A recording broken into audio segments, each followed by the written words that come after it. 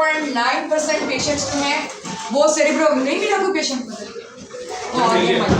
अच्छा सेरिब्रोवैस्कुलर एक्सीडेंट के 99.9% पेशेंट्स जो हैं आपके सीवीए के होते हैं। अब सीवीए के पेशेंट जो होते हैं वो आपके हेमरेजिक भी हो सकते हैं, सीटी स्कैन पे अगर आप देखेंगे तो हेमरेज भी आ सकता है, इस्कीमिया भी आ सकता है। ठीक है, अब हमने क्या करना है, अगर हमारे पास पेशेंट आया है with weakness of one half of the body या पेशेंट प्रेजेंट किया है ऑल्टर्ड स्टेट के अंदर, तो हमने उस वक्त क्या करना है, ईआर में वो हमारे पास आता है। सबसे पहले हमने उसका एयरवे ब्रीदिंग सर्कुलेशन वगैरह जो है वो नोट करके कि वो स्टेबल है या नहीं, आईवी लाइन उसकी लेनी है, उसके सैंपल्स वगैरह चले जाएं, उसके बाद इमीडिएटली जो है आपने उसको सीटी स्कैन के लिए बनाना है एज अर्ली एज पॉसिबल। ठीक है, सीटी स्कैन के ऊपर अगर इंफेक्शन आ जाएगा तो इसका मतलब ये है कि वो इस्कीमिक है। ठीक है, ब्लैक कलर का या ग्रे कलर का इंफेक्शन आ जाएगा, या ये भी हो सकता है कि वीकनेस उसको है लेकिन उसका सीटी जो है वो नॉर्मल है, तो we consider that also as ischemic CT. तो उसमें आपने ये काम करना है कि आपने ये पूछना है कि वीकनेस उसको कितनी देर पहले डेवलप हुई। This is very important. हमारे यहाँ ट्रेंड ही नहीं है इस चीज़ का। ठीक है, क्योंकि ट्रेंड नहीं है तो people they don't ask. 4.5 hours के अंदर अंदर अगर मरीज आ जाता है तो इसका मतलब ये है कि ही और she is a candidate for thrombolysis and mechanical thrombectomy as well.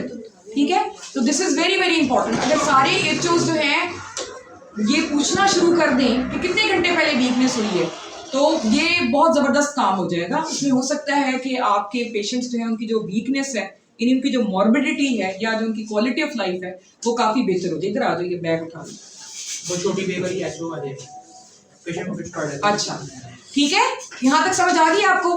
Wake up stroke अगर है, यानी कि अगर किसी उसकी वाइफ ने या किसी हस्बैंड ने या किसी फैमिली मेम्बर ने उसको देखा कि पेशेंट जो है जब उठा सुबह के वक्त तो उसकी एक हाफ ऑफ द बॉडी जो है दैट इज नॉट मूविंग, उसमें हम टाइम का तयन नहीं कर सकते, सो इसलिए वो कैंडिडेट नहीं होगा फॉर थ्रोम्बोलाइसिस। वालेकुम अस्सलाम। कैंडिडेट जो होगा वो नहीं होगा थ्रोम्बोलाइसिस वाला, तो इसलिए हम उसको थ्रोम्बेक्टमी के लिए सोच सकते हैं बट नॉट फॉर थ्रोम्बोलाइसिस। ठीक है, अगर 4.5 आवर से बाद आ रहा है तो अगेन आपके पास मैकेनिकल थ्रोम्बेक्टमी की ऑप्शन है। 24 आवर्स तक भी आप मैकेनिकल रिट्रीवल ऑफ क्लॉट कर सकते हैं। थ्रोम्बोलाइसिस का मतलब है कि आपने उसको डिसॉल्व कर दिया और मैकेनिकल रिट्रीवल इज डिफरेंट है। और विद इन 4.5 आवर्स आ गया, बड़ी अच्छी नींद, वेरी गुड। तो विद इन 4.5 आवर्स अगर वो आ गया तो वो कैंडिडेट है for both thrombectomy and mechanical retrieval, दोनों के लिए वो कैंडिडेट। तो हमारे यहाँ ये ट्रेंड बहुत ज़्यादा नहीं है, नहीं पूछते लोग। आया है सीवी का मरीज, कोई नहीं पूछा कि कितनी देर पहले हुआ है, तो लिहाजा वो फिर उस विंडो में अगर हो भी तो वो मिस हो जाता। तो ये बड़ी एक मेरे ख्याल में क्रिमिनल नेग्लिजेंस है, क्योंकि ये पोर्ट्रे ऐसे करते हैं जनरल हॉस्पिटल वाले, इनके पिन्स वाले, कि हमारा the state of the art centre है, specially for the neurology patients. आप बैठ जाए, specially for the neurology patient. मरीज यहाँ पर आता है बड़ी उम्मीद लेके कि ये दिमाग का अस्पताल है, जिस तरह PIC जाते हैं बड़ी उम्मीद लेके कि दिल का अस्पताल है, तो यहाँ पर उम्मीद लेकर आते हैं कि ये दिमाग का हॉस्पिटल है। तो आप मरीजों के साथ कुछ अच्छा नहीं करते, सिर्फ हल्की सी आपने ज़बान हिलानी है और उससे पूछना है कि भाई कितनी देर होगी। ठीक है, और उसके बाद जो भी आपको रेलेवेंट नंबर्स मैंने सुना है कि इमरजेंसी में उन्होंने दिए हुए हैं, ये जो भी थ्रोम्बोलाइसिस से रिलेटेड लोग हैं या थ्रोम्बेक्टमी से रिलेटेड लोग हैं, यू कैन कॉल देम। और कुछ लोगों का तो आप लोगों ने किया भी है, ऐसा ही है। सो एनीवेज, आपके पास जो मरीज आते हैं आमतौर पे वो बहुत जलीलो ख्वार होके पहुंचता है, कोई 2 दिन बाद या 3 दिन के बाद और 4 दिन के बाद, वो आउट ऑफ विंडो पीरियड होता है। तो उसका आपने क्या करना है कि आपने airway breathing circulation sample IV line maintain करके सीटी स्कैन करवा लेना। उस पर अगर उसका इस्कीमिया है तो आपने उसको कुछ भी नहीं करना, आपने उसका जो ट्रीटमेंट टिकट है, I expect from my house officers कि उनको पता हो कि ट्रीटमेंट टिकट में उन्होंने क्या लिखना है। हम लोग तो खुद लिखते थे ट्रीटमेंट टिकट में, वी वर हाउस ऑफिसर्स। ठीक है, इसमें जनाब जो आप इस्कीमिक सीवीए के अंदर, ये कौन बोल रहा है? अब्दुर्रहमान मुझे लग रहा है आवाज से, वही है ना? आएगा, इसको आपने देना क्या क्या है, उसमें तो आपको देने हैं आईवी फ्लूइड्स। ठीक है, फिर आपने उसको देना है आईवी मैनिटोल, अब आप कहेंगे मेनिटॉल क्या होता है? Any house officer?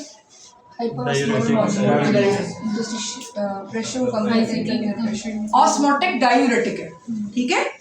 Osmotic diuretic है, आप इसको दे सकते हैं फॉर 2 to 3 days और इसका मकसद ये होता है कि जो इस्केमिक सीवीए या हेमरेजिक सीवीए के इर्द गिर्द जो ब्रेन एडिमा है, यानी अगर ये इंफाक्शन पड़ा हुआ है फर्ज करें तो इसके गिर्द जो ब्रेन एडिमा है उसको रिड्यूस करने के लिए you can give mannitol, you can give steroids.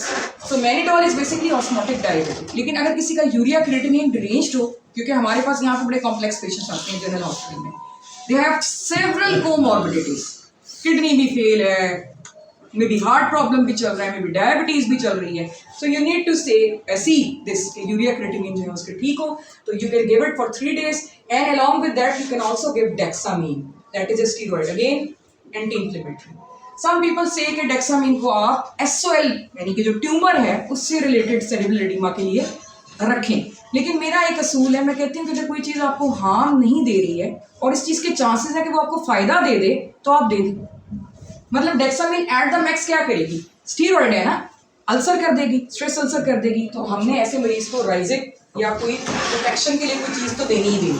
राइजिक is proton pump inhibitor, ठीक है, तो ये चीज़ें मोटी मोटी हाउस ऑफिसर्स को पता होनी चाहिए, तो हम उसको राइजिक तो देंगे। अगर वो डायबिटिक है और आप ये कहते हैं कि जी उसकी शुगर लेवल हाई हो जाएगी, तो हम किस लिए बैठे हैं? Insulin according to sliding scale आप उसको देख सकते हैं, ठीक है, ये आप देख सकते हैं। सो फ्लूइड्स, अच्छा फ्लूइड की चॉइस जो गाइडलाइंस है उसमें ऑब्वियसली आपका रिंगर लैक्टेट और नॉर्मल सलाइन है, लेकिन यहाँ पर चूंकि हमने मरीज को हम एनपीओ रखते हैं, जो मेरा वार्ड की जो पॉलिसी है, क्योंकि अगर 14 भी है 13 भी है, ये क्या हो गया इधर, मतलब यहाँ आईसीयू आ गया आप लोगों को, लग तो ऐसी है। अच्छा 13 या 14 भी है तो मैं कहती हूँ उसको आपने नथिंग पर ओरम करना है, क्योंकि एस्पिरेशन के साथ बहुत ज़्यादा मरीज पड़े हुए हैं, तो फिर उस सूरत में जब आप एनपीओ कर देते हैं तो उसको थोड़ी सी ग्लूकोज की भी जरूरत होती है, स्पेशली जो बूढ़े लोग होते हैं जिनका बॉडी मैस या थिन लीन मैस होता है, मसल मैस उनमें नहीं होता, लिवर भी उनका कोई अच्छा काम नहीं कर रहा, तो फिर वो हाइपोग्लाइसीमिया में चूंकि उनके जाने के चांसेस होते हैं। So that's why I advice कि आप डेक्स्ट्रोसलाइन दे दें, although it is not in the guideline. Guideline में है कि रिंगर लैक्टेन दें या नॉर्मल सेलाइन दें, लेकिन मैं कहती हूँ कि डेक्स्ट्रोसलाइन दे दें और पेशेंट को एनपीओ रखें और उसको उसका हेड एंड जो है वो रेस्ड हो और एनजी आप डाल दें उसको, लेकिन साथ उसके बैग अटैच हो, एनजी फीडिंग उसको स्टार्ट ना करवाएं, शुरू के 2-3 दिन तो बिल्कुल ना कराएं, फिर उसके बाद हम उसको रीअसेस करते हैं कि उसका जीसीएस थोड़ा सा अगर बेहतर हो जाएगा, और इसके अलावा जो बैग उसके साथ एनजी के साथ हमने अटैच किया है उसमें एस्पिरेट कम हो, 150 सीसी से कम हो, तो फिर आप उसको स्टार्ट करें, वो भी आप 10 सीसी या 20 सीसी प्लेन पानी से स्टार्ट लें, पेशेंट को 45 डिग्री पर आप कर लें और उसके बाद प्लेन पानी प्लेन वाटर दें and let it go through gravity, उसको आपने पुश नहीं करना है और उसके फिर 15 से 30 मिनट तक उसको बिठाए रखना है। सो एस्पिरेशन को हमने प्रिवेंट करना है, एस्पिरेशन बहुत नास्टी है, ठीक है, तो उसके लिए हमने अपने सेटअप के अकॉर्डिंगली ये बनाया कि हमने फ्लूइड जो है वो ये देना है। अगर उसके अलावा आपको लगता है कि नहीं इसको हमें रिंगर की भी ज़रूरत है मरीज को और उसके अंदर कोई कॉन्ट्राइंडिकेशन नहीं है, जैसे हार्ट फेलियर नहीं है या कोई किडनी फेलियर नहीं है या फ्लूइड ओवरलोड में जाने के चांसेस नहीं है, तो आप उसके साथ रिंगर या नॉर्मल सलाइन भी दे सकते हैं, ठीक है। So IV fluid then mannitol and dexamine depending upon कि जीसीएस अगर ज़्यादा खराब है और आपको लग रहा है कि बहुत बड़ा ब्लीड है या बहुत बड़ा इस्कीमिया है, so you can give both. Along with that आप राइजिक दे दें, अगर आपका पेशेंट डायबिटिक है तो उसके insulin according to sliding scale दे दें। इस्केमिक सीवीए में आपने टू बिगिन विद जो है वो आपने डिस्प्रिन देनी है, ठीक है, डिस्प्रिन देनी है आपने फॉर फर्स्ट 21 डेज, ठीक है। डिस्प्रिन एंटी प्लेटलेट वो होनी चाहिए, ठीक है, and after 21 days you will give clopidogrel life long, simple. अब अगर कोई एक्सेप्शनल चीजें हैं तो उसके बारे में हम डिस्कस नहीं कर रहे, अभी हम डिस्कस कर रहे हैं जो मोटी मोटी बातें हैं वो हमारे एचओ को आ जाए। तो क्लोपिडोग्राम किस नाम से आ रही है hospital? No clot. So no clot आपने देखना है कि आपकी प्रेस्क्रिप्शन के ऊपर या आपके ट्रीटमेंट टिकट पे लिखा हुआ है, हाउस ऑफिसर को कह रही है, वो आप डिस्चार्ज पर देंगे या उस पर लिख देंगे कि 21 दिन के बाद आपने फिर ये शुरू करनी है। डिस्प्रिन जरूर होनी चाहिए, फ्लूइड होना चाहिए, मैनिटॉल होनी चाहिए, डेक्सामीन में भी, राइजिक हो सकता है, insulin according to sliding scale हो सकता है। फिर जनाब बीपी का बड़ा मसला पड़ा हुआ है आजकल एचओ से, का पेशेंट आ रहा है और उसका बीपी जो है इनके बस से बाहर हुआ है और उसमें उनको समझ नहीं आ रही होती कि क्या करें, ब्लड प्रेशर डाउन करना भी नहीं होता। वैसे मेरा असूल ये है कि आप किसी भी चीज़ को एकदम से डाउन ना करें, चाहे वो ब्लड शुगर है, चाहे वो ब्लड प्रेशर, ग्रेजुअली डाउन करें। रीजन बीइंग, पहली बात तो ये है कि आपकी बॉडी उस चीज़ को अडेप्टेड है। अगर एक लंबे अरसे से बीपी हाई चल रहा है किसी मरीज का, या शुगर उसकी 500-600 में है, तो अब अगर ऑल ऑफ ए सडन अगर आप उसको 120 और 80 कर देंगे, या उधर से आप 80 to 120 कर देंगे, तो that has got a very damaging effect on your body. आप तो बिल्कुल गिर ही पड़ेंगे ना। तो आपने जो भी काम करना है ना, वो ग्रेजुअली एंड स्लोली करना है।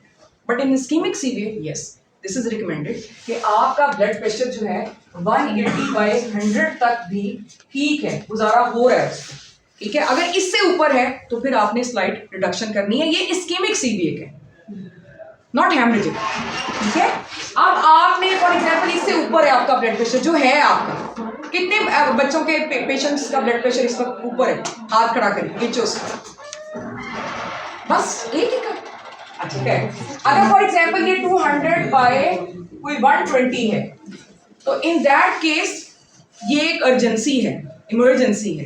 तो फिर हमने जो हम यहाँ पर देते हैं, वैसे दवाइयाँ बहुत हैं, हम यहाँ पर क्या देते हैं मैं आपको वो बताना चाहती हूँ। ठीक है, लेबेटालॉल, हमारे पास लेबेटालॉल अवेलेबल, ठीक है। आई थिंक 50 मिलीग्राम की आती है एक ampoule, if I am not wrong, correct me if I am not wrong, 50 की। तो अगर आप 2 एम्प्यूल डाल देंगे इसके, 100 milligram plus 100 cc of normal saline in microburette, तो इसका मतलब क्या हुआ कि 1 cc में 1 मिलीग्राम है, ठीक है। 1 cc में 1 मिलीग्राम है, आपने डोज इसकी 1 मिलीग्राम पर मिनट है। इसकी डोज क्या है? 1 मिलीग्राम पर मिनट। तो इसका मतलब आपने 1 cc 1 मिनट में देना है। 1 cc जो माइक्रोब्यूरेट की होती है उसमें 60 माइक्रोड्रॉप्स होती है। 1 cc ऑफ माइक्रोब्यूरेट 60 माइक्रोड्रॉप्स, तो 60 माइक्रोड्रॉप्स पर मिनट जो है आप उसको स्टार्ट करा सकते हैं। लेकिन फिर भी मैं to be on the safe side, क्योंकि गाइडलाइंस पे ना आप जाएं, हमने एकदम से नहीं रिड्यूस करना, आप इसको 15 से शुरू करें। I don't mind, keep on monitoring, ठीक है। उसको बढ़ा दें, आप 30 कर दें, फिर उसके बाद 45 कर दें, फिर 60 कर दें। सो इन्फ्यूजन जब आपने स्टार्ट करानी है तो उसके साथ आपकी जो फ्लो शीट है पोटेंट के ऊपर, उसके ऊपर मॉनिटरिंग मुझे चाहिए, उसके बगैर नहीं होगा। क्योंकि होता ये है, लेबेटालॉल लगा के आप चले गए इन्फ्यूजन, और उसके बाद कोई पुरसाने हाल नहीं, और वो बंदे का ब्लड प्रेशर 220 से पहले 180 पे आता है, फिर उसके बाद 150 पे आता है, फिर 120 पर आता है, उसके बाद वो डाउन हो जाता है। ये मेरा अपना पर्सनल एक्सपीरियंस है। When I was in यासुन Nabi Tayyab unit, ये यूनिट यासुन नबी तैयब का था, वहाँ पेशेंट्स ऐसे एक्सपायर हुए थे, ठीक है। और उस पर मुझसे लोगों ने ये बहस की थी कि नहीं जी नहीं, हमने तो उसका ब्लड प्रेशर इतना लाना था, वो हेमरेजिक सीवियर था आई गेस, तो हमने तो उसका नॉर्मल करना था। तो मैंने कहा देखो, इस तरह ब्लाइंडली नहीं आप गाइडलाइंस को फॉलो करो, आप अपने सेटअप को देखो। वो जिन्होंने गाइडलाइंस लिखी है उनके बड़े state of the art setups हैं, जहाँ पे मॉनिटरिंग हो रही होती है ब्लड प्रेशर की, ठीक है। तुम लोग यहाँ पे इन्फ्यूजन लगा के जाके अपने कमरों में सो जाते हो, या अगर नहीं भी सोते, किसी और मरीज पे आप लगे हुए हैं, 100 मरीज हैं आपके, हाउ कैन यू मॉनिटर? तो आपका ब्लड प्रेशर जैसे ही सेफ रेंज में आए तो आप उसको बंद करें और उसको ओरल पे डालें, ठीक है। आपने उसको कंटिन्यू नहीं रखना कि जी हमें हेमरेज में बताया गया कि हमने पूरा उसको सही करना है, और छोड़ो इस बातें फिजूल की हैं। गाइडलाइंस जो होती है सिर्फ आपको गाइड करने के लिए होती है, उसको आपने अपने हिसाब से मॉडिफाई करना होता है। लेबेटालॉल की समझ आ गई है? ये जो स्टैट वाली पॉलिसी है ना, मुझे तो ये नहीं, क्योंकि आप क्या स्टैट लगा के फिर देखो उसका भी एक इन्फ्यूजन चल रही है, आप उसका घंटे के बाद आप चेक कर लें ब्लड प्रेशर, आधे घंटे बाद कर लें, उसको लिख लें, ठीक है। फिर आधे घंटे बाद चेक कर लें, जब आपको लगे कि अब ये सेफ रेंज में है, लेट से कोई आ गया है 180 तक आ गया है, फिर अगर आपने उसको उसके अंदर मजीद उसको रिड्यूस करना है तो ओरल। अब ओरल की ऑप्शंस क्या हैं? ओरल की ऑप्शंस जो हैं वो हमारे पास हैं ACE inhibitor plus calcium channel blocker हम दे सकते हैं। अगर बीपी थोड़ा सा ज्यादा है तो ऑब्वियसली सिंगल एस इनहिबिटर जो जेस्ट्रिल के नाम से यहाँ पे अवेलेबल है, जेस्ट्रिल। लेकिन एस इनहिबिटर्स आप रीनल फेलियर में नहीं दे सकते, तो इन दैट केस फिर हम कैल्शियम चैनल ब्लॉकर देते हैं जो कि एमोडिप के नाम से, ठीक है। जेस्ट्रिल एमोडिप ये एस इनहिबिटर है, ये कैल्शियम चैनल ब्लॉकर है, ये 5 मिलीग्राम और 10 मिलीग्राम में आता है, और ये भी सेम इसी में मेरे ख्याल आता है, ऐसे ही।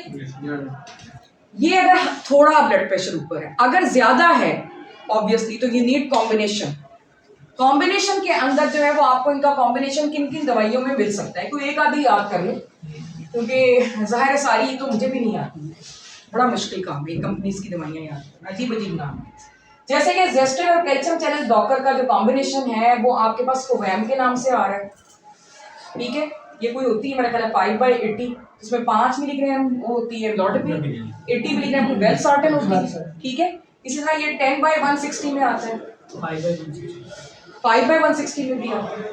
ये एक दो नाम जो है ना प्लीज नोट डाउन कर लें। मुझे पता है व्हेन आई वाज एचओ तो मुझे बड़ा प्रॉब्लम होता था, हम लोग बाकायदा लिख रहे होते थे कि कोई तो बता दे हमें। कोवैम जो है वो बंदा जो उसने हमें कुछ नहीं, जबकि जो इजीडे ड्यू वाला बंदा है उसने हमारे वार्ड के कंपटीशन को स्पॉन्सर किया था।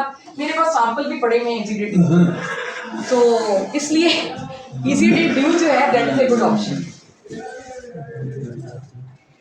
ठीक है। इजीडे ड्यू में क्या है, एस इनहिबिटर है और कैल्शियम चैनल ब्लॉकर। स्ट्रेंथ क्या है इसकी? 5/50 है 5/50 एंड 5/100, ठीक है। तो अगर ज्यादा ब्लड प्रेशर है तो फिर आप एक आधी इसमें से याद करें। आपको सुनने में मिलेंगी यहाँ पे एक्सटोर भी, आपको सुनने में मिलेगी ट्राइफोर्ज भी। ट्राइफोर्ज हम उस वक्त देते हैं जब इन दो दवाइयों से भी बीपी कंट्रोल नहीं हो रहा, तो फिर हमें इसके साथ डाययूरेटिक ऐड करनी, ठीक है। तो ये काइंडली आप 2-3 दवाइयां जो है वो आपका होमवर्क है। पेशेंट सिक क्या है आप जो लेकर आएंगे? अच्छा एनीवेज मैं जल्दी खत्म करती हूँ। अच्छा तो ये 2-3 दवाइयां आप याद रख लें। एक मैंने बता दी आपको इजीडे ड्यू, अगर 3 की जरूरत है फिर ट्राइफोर्ज आप दे सकते हैं, ठीक है। अच्छा ये हो गया। इसमें अभी तक स्किमिक सीवी में कोई प्रॉब्लम? इसके अलावा डे टू डे जो है वो आपने देखना है कि उसको फीवर तो नहीं हो गया, जो मोस्ट कॉमन उसका प्रॉब्लम होता है सीवीए के पेशेंट का। हॉस्पिटल एडमिट 3 जगहों से इन्फेक्शन पहले आपने देखना है, बाकी चीजें बाद में। सबसे पहले आपने देखना है चेस्ट, ऑस्कल्टेट करें, कोई एस्पिरेट तो नहीं कर लिया, एस्पिरेशन इज टू कॉमन, ठीक है। दूसरे नंबर पर देखें बेड सोर तो नहीं कर, ये भी बहुत कॉमन। तीसरे नंबर पे यूटी। अगर इन तीनों जगहों पे आपको नहीं मिले कोई चीज फिर बाकी चीजें बाद में। 90% इन्फेक्शन इधर ही, ठीक है, समझ आ गई। अगर फॉर एग्जांपल चेस्ट इन्वॉल्व है, एस्पिरेशन की कल बात हो रही थी, कोई भी ब्रॉड स्पेक्ट्रम एंटीबायोटिक हम उसको देंगे including the antibiotic that covers anaerobes. Metronidazole को आपने जरूर उसमें शामिल करना है। रीजन बीइंग आपके माउथ की सिक्रीशंस भी पेशेंट ले जाता है और रिगर्जिटेट हो जाती हैं लंग्स के अंदर, तो उस वजह से आपको एनारोबिक कवर की ज़रूरत होती है। और मेट्रोनिडाजोल या फ्लैजिन हमारे पास अवेलेबल है, तो आपने बेशक टेंजो देनी है या मेरोनेम एमिपेनम ग्रुप देना है, ये कोई भी ग्रुप देना है, उसके साथ आप फ्लैजिल ऐड कर लें।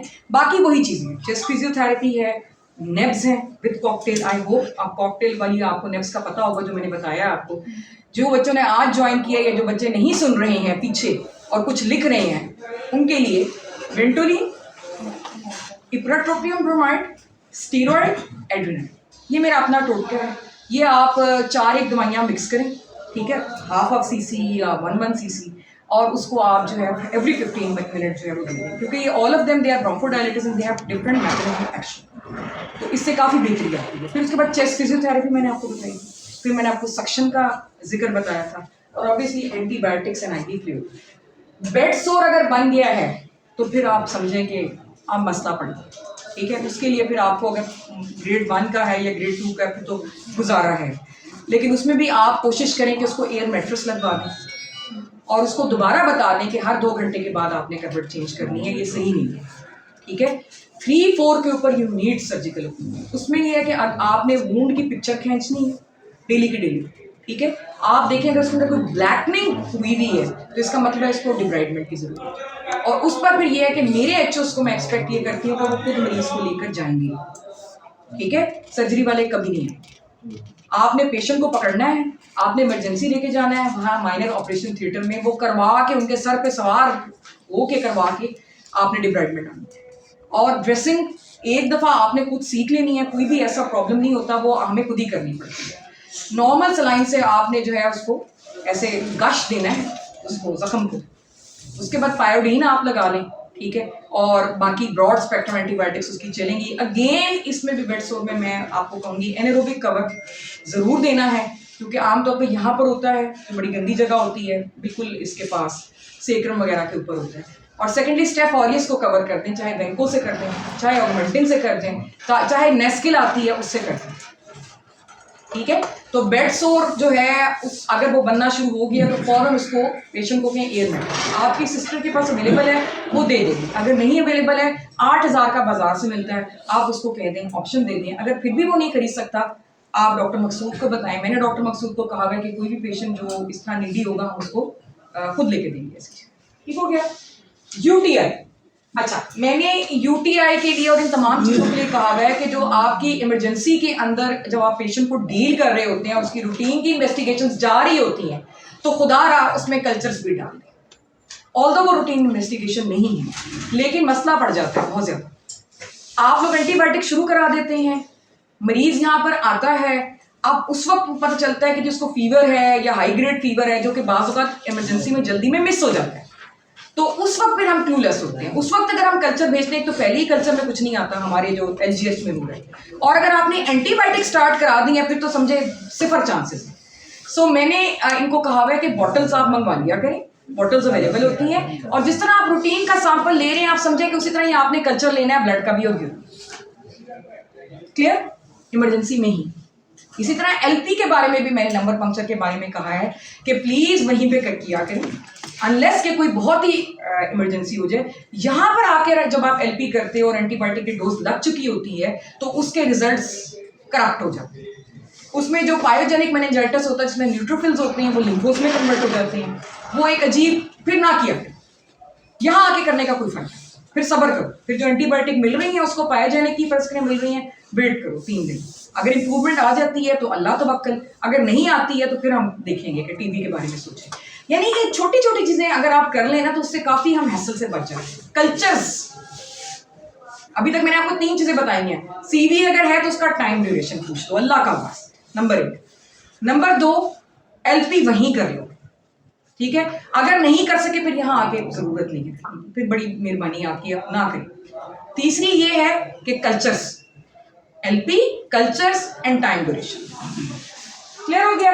अच्छा, अब आपने कल्चर अगर भिजवा दिया है मरीज का, मतलब खुशकिस्मती से फॉर्चुनेटली मरीज जो है उसका कल्चर चला गया है और हमने उसको एम्पेरिकली एंटीबायोटिक शुरू करानी है, तो जो यहाँ अवेलेबल हैं उसमें टेंजोसिन है, ठीक है, मेरोनेम है और सेफ्ट्रेक्सोन है। लेकिन गाइडलाइंस ये कहती हैं, मैंने खुद भी, मेरा पर्सनल एक्सपीरियंस है कि nitrofurantoin is very very good antibiotic. अभी तक हमारे जो बग्स हैं यूरिन के अंदर वो नाइट्रोफ्यूरेंटॉइन को सेंसिटिव आ रहे हैं, ठीक है। ये मिलती मुश्किल से है, लेकिन अगर आप किसी फार्मेसी पे जाएं तो वो इंडिया से कोई इंपोर्ट करा के दे देते हैं, 3-4 हज़ार की आपको पूरा पैक, काफ़ी मतलब बड़ी डब्बी मिल जाती है।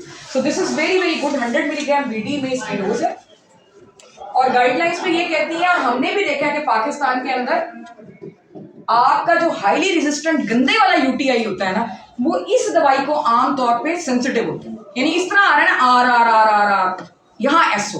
तो this medicine is really good, कोशिश करें ये मिल जाए, लेकिन अगर नहीं तो फिर ऑब्वियसली फिर हम मजबूर हैं, फिर हम क्या कर सकते। ठीक हो गया? यहां तक कोई क्वेश्चन? अच्छा, अब मैं दोबारा से आपके सामने बता देती हूँ समरी। सबसे पहले आपने उसका एबीसी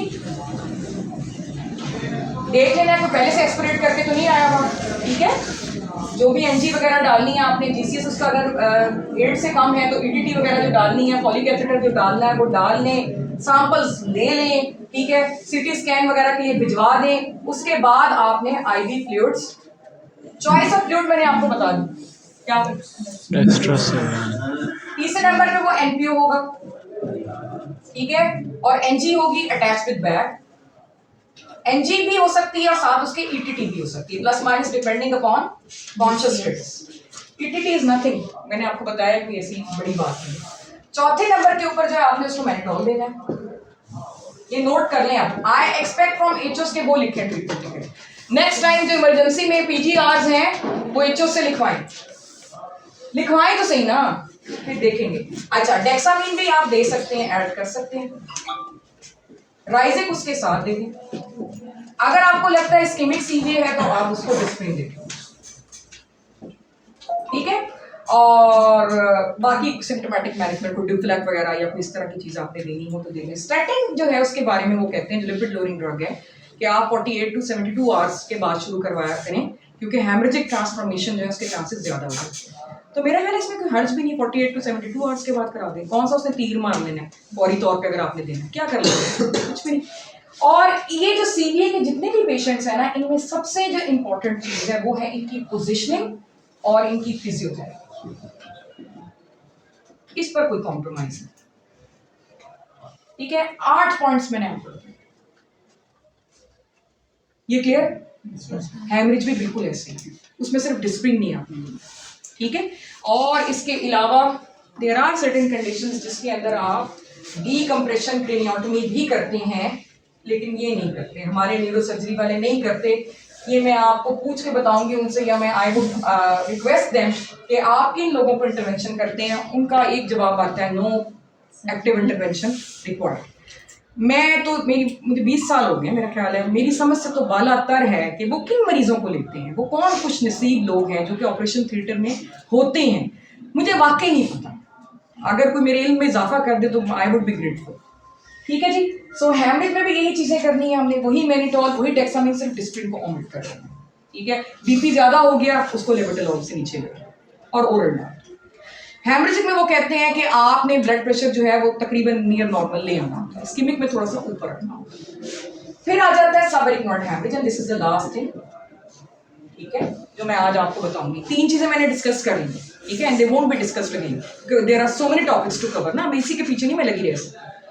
सबएरिकनॉइड हेमरेज की टिपिकल सीटी की एक पिक्चर होती है जो कि कुछ बच्चों को मैंने बताई भी है, कुछ को जिनको नहीं बताई उनको मैं शेयर कर दूंगी आज कि वो कैसी होती है। अगर सबएरिकनॉइड हेमरेज हो तो उसमें कुछ भी ऐसा नहीं करना होता, सिर्फ एक नीमोटॉप आपने ऐड करनी है, ठीक है। That is basically A calcium channel blocker. और इसका मकसद ये होता है कि जो सबएरिकनॉइड लीक हो गई है सल्साए के अंदर, उसके इर्द गिर्द रिएक्शनरी वेजोस्पेज्म हो जाता है, साथ की जो ब्लड वेसल्स हैं उनके अंदर वो ज्यादा वर्सनिंग करता है, न्यूरोलॉजिकल डेफिसिट या ऑल्टर्ड स्टेट ऑफ कॉन्शियसनेस ज्यादा करता है, इस्कीमिया ज्यादा करता है, तो हम नीमोटॉप दे देते हैं टू प्रिवेंट दिस कॉम्प्लिकेशन। वैसे तो बहुत सारी कॉम्प्लिकेशन होती है सबएरिकनॉइड हेमरेज की, डीप ब्लीड हो सकता है, हाइड्रोकेफलस डेवलप हो सकता है, फिट्स पड़ सकते हैं, उनमें से एक ये कॉम्प्लिकेशन है वेजोस्पैज्म वाली। सो नीमोटॉप जो होती है वो आपकी जो होती है 30 मिलीग्राम की गोली होती है, ठीक है। आपने 2 गोलियां देनी होती हैं every 4 hourly for 21 days, am I right, ठीक है। 21 डेज तक जो है वो आपने देनी होती है। और सबएरिकनॉइड हेमरेज में आपने कोशिश ये करनी होती है, बल्कि हर सीवीए और पेशेंट में, चाहे वो इस्केमिक है, हेमरेजिक है या एसएच का, कि उसको कफ ना हो, अगर है तो उसको ट्रीट करो, कॉन्स्टिपेशन ना हो, उसके हेडेक को तो मैनेज करो। अगर तुम किसी भी मरीज के लिए कुछ भी नहीं कर सकते ना तो उसको सिम्टोमेटिक मैनेजमेंट प्लीज दीजिए। आपको पता है कि ये पेशेंट जा रहा है, ठीक है ना, ठीक है, हमें पता है मेड्स पड़े में है इधर उधर, अल्लाह का वास्ता है उसकी कोई एग्नी को रिलीव कर दो, उसकी पेन को रिलीव कर दो, कुछ कर दो, उसके कुछ कर दो। ये कह देना कि जी DNR DNI यही लफ्ज बोलते हैं ना आप लोग, ये हमने साइन करा लिया, ठीक है, करा लिया, मान लिया, लेकिन उसको रिलीफ तो दे दो, लेट हिम और हर गो पीसफुल, ठीक है। सो प्लीज अगर एक मरीज टकरे मार रहा है, उसकी दर्द नहीं टोनोफ्लेक्स से ठीक हो रही है, तो उसको कुछ और दे दो। अगर एक मरीज को आप जाते हैं सुबह, आपको कुछ भी नहीं आता, एज ए हाउस ऑफिसर आप उसको टच करते हैं, उसको हाई ग्रेड फीवर है, कभी आप लोगों को बुखार हो, क्या फीलिंग्स होती है? मुझे तो 99 बुखार हो जाए ना तो मुझे लग पता जाता है। आप उसको स्पॉन्जिंग का बता दें कि स्पॉन्जिंग करनी है और साथ उसको प्रोग्रेस करवा। पेट में दर्द हो रही है, कोई नोज पा लगवा, सर में दर्द हो रही है, ये तो कर सकते हैं, उल्टी आ रही है, ये सारी छोटी छोटी कंप्लेंट्स हैं, लेकिन हम सब इनसे गुजरे नहीं और ये बहुत तकलीफ दे होते। तो आप लोगों से गुजारिश ये है कि you have to own your patient, you are the officers of this house, so you have to come on the front and I expect from you guys that you will write down the treatment ticket in the next emergency, ठीक है, of ischemic CVA, of subarachnoid hemorrhage and hemorrhagic CVA. Volunteers, I need volunteers. PGR तो वो कहते हैं हमारा नहीं इतना दिमाग है कि हम इनको सिखाने बैठ जाए, बेहतर हम खुद 1 मिनट में लिख लें। So you need to force your PGR. Sir मैं लिख लूँ, सर मैं आपको बताती हूँ, रिक्वेस्ट करनी पड़ेगी, ठीक है। यहाँ पर वो कहते हैं हम नहीं इसको सिखा सकते। सिखाना इज वेरी डिफिकल्ट क्योंकि every person is short of time in Pakistan. आपने कभी देखे पीछे से मतलब नेचर ही ऐसी है, पीछे से हॉर्न हो रहे होते हैं, टू टू टू, भाई क्या करना है तुम्हें आगे निकल के। अगर उससे कोई पूछे कि क्या इमरजेंसी है तो कोई भी नहीं होता। तो कहने का मतलब ये है कि आपको वॉलंटियर, आपको खुद अपने आप को पेश करना पड़ेगा। आपको पीजीआर राउंड भी नहीं प्रेजेंट करने देगा। वो कहेगा जितनी देर में इसने आ करनी है मैं खुद ही कर दूं। आपको उसको request, sir please, madam please, ठीक है। इसी तरह की ट्रीटमेंट टिकट आपको अपने हाथ से लिखोगे तो याद हो। बस बंद करो।